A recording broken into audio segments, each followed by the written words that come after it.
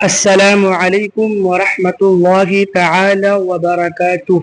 محترم ناظرین و سامعین، آپ کا ہمارے یوٹیوب چینل شہزاد رضوی میں خیر مقدم خوش آمدید ہے۔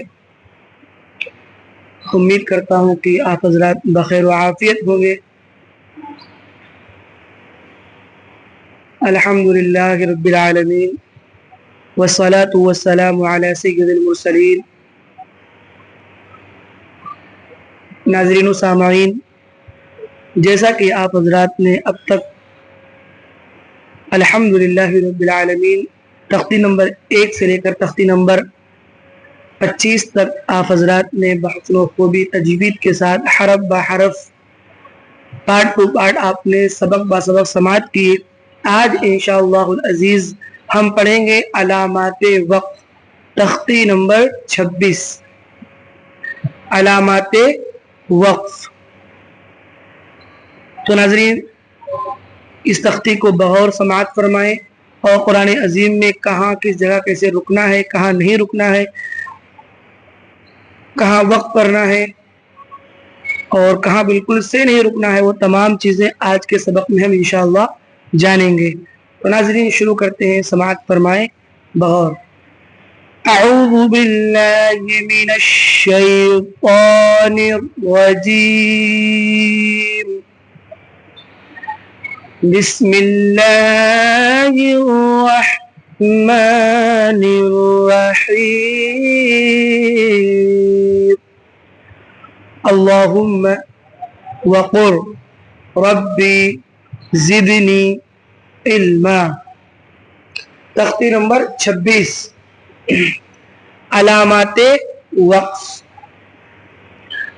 وقف کے معنی ٹھہرنا، وقف کے معنی ٹھہرنا، یعنی قرآن پاک پڑھتے پڑھتے کس طرح اور کہاں ٹھہرے، کہاں نہ ٹھہرے، اس کے لیے نیچے لکھی ہوئی علامات قرآن مجید میں جگہ جگہ بنی ہوئی ہیں۔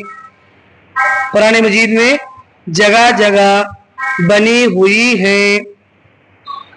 قرآن شریف میں جگہ جگہ آیت، یہ جو نشان آپ دیکھیں گے علامات، علامت گول نشان، یہاں دیکھیں اسے تشریح ہے، پھر علامت ہے، پھر تشریح ہے، یعنی ایسی علامت ہو تو اسے کیا کیسے کہیں گے، کس کو کیا بولیں گے، کہاں رکیں گے کہاں نہیں، وہ آپ حضرات سماعت فرمائیں۔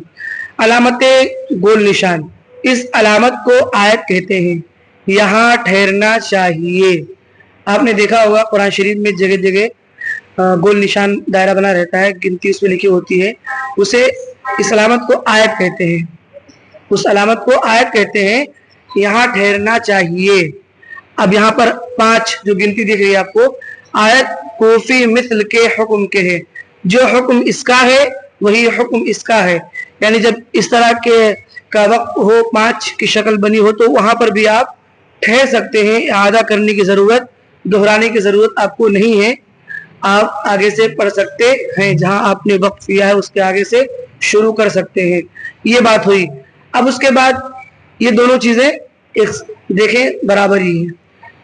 اب علامت میم، یہ وقف لازم کی علامت ہے، یہ وقف لازم کی علامت ہے، اس پر ٹھہرنا ضروری اہم ہے۔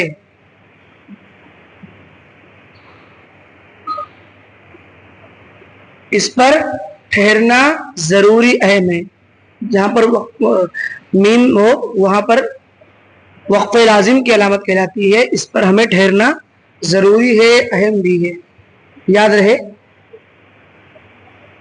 اس کے بعد علامت طا، وقف مطلق کی علامت ہے، علامت طا وقف مطلق کی علامت ہے، اس پر ٹھہرنا چاہیے، اس پر بھی آپ ٹھہر سکتے ہیں۔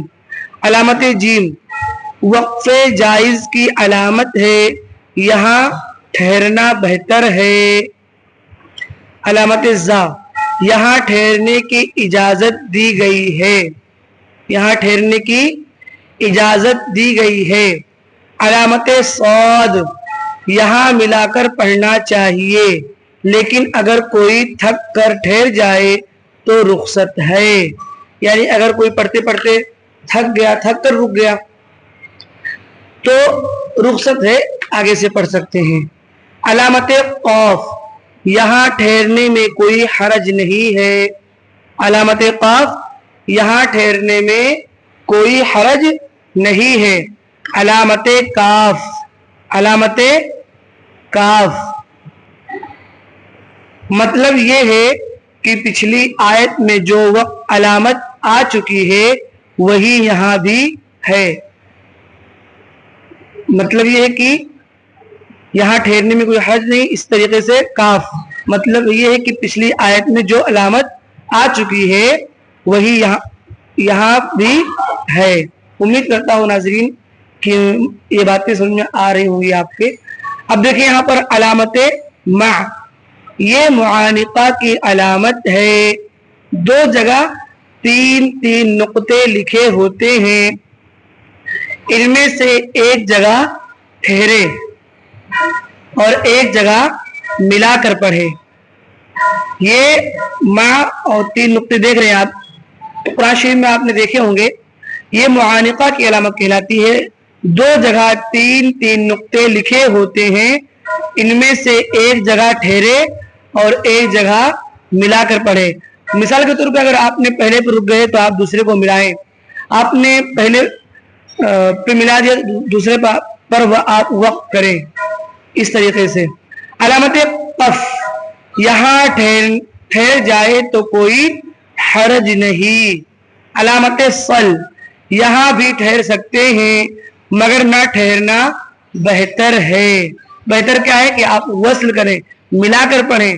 نہ ٹھہرنا یہاں پر بہتر ہے. کہاں پر؟ علامت صل پہ. دیکھ لیں، اسے یاد رکھیں. اور علامت صلے، یہاں ملا کر پڑھنا چاہیے. صل پر اور صلے پر، یہ دونوں جگہ پر ملا کر پڑھنا، وصل کرنا ہی بہتر ہے. وقت نہ ہو تو بہتر ہے، ملا کر پڑھنا ہی بہتر ہے. اب دیکھیں علامت لام الف، یہ علامت کہیں آیت پر ہوتی ہے. یہاں ٹھہرے یا نہ ٹھہرے مطلب نہیں بگڑتا. اسے سمجھ لیں. اگر گول نشان جس کو ہم آیت کہتے ہیں، اس آیت کے اوپر اگر لام الف بنا ہو تو آپ رکیں یا نہ رکیں، اس میں کوئی حرج نہیں ہے. لیکن کوئی آپ کا مطلب نہیں بگڑنے والا، کچھ نہیں بگڑنے والا. لیکن یہاں اس میں دو باتیں ہیں. ایک تو آیت پر ہو تو کوئی حرج نہیں، کچھ نہیں بگڑے گا رکنے کی حالت میں، وقف کی حالت میں.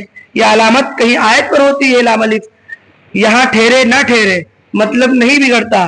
اور جہاں عبارت کے درمیان ہو، یعنی آیت نہ ہو، بیچ میں ہو، سطر کے لائن کے بیچ میں ہو، اور جہاں عبارت کے درمیان لام الف ہو وہاں نہ ٹھہرے ورنہ مطلب بگڑ جائے گا. یہ باتیں دھیان میں رکھیں. اگر آیت کے اوپر لام الف ہو تو وہاں رک سکتے ہیں، کوئی حرج نہیں ہے، مطلب نہیں بگڑے گا. لیکن اگر عبارت بیچ میں ہے تو وہاں نہ ٹھہرے ورنہ مطلب بگڑ جائے گا.